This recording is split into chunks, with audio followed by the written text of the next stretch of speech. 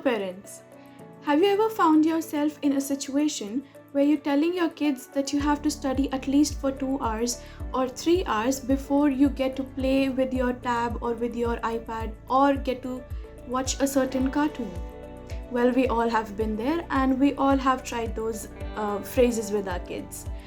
But does it really work? Hello parents, my name is Zainab Asif and I am the lead child psychologist here at Little Leap. Today we're going to talk about a technique known as Pomodoro Technique. Now you must be wondering, what is this technique and what does it do, or how does it help my child in this exam period?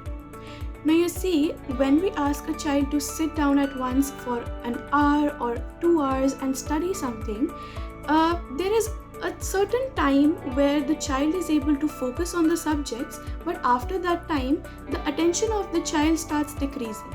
That means that the child is not able to pay attention, or let's say 90-95% attention to the subject that they are reading or working on. Now, how can we maintain this attention and help the child in learning the subject thoroughly? Here comes the Pomodoro Technique.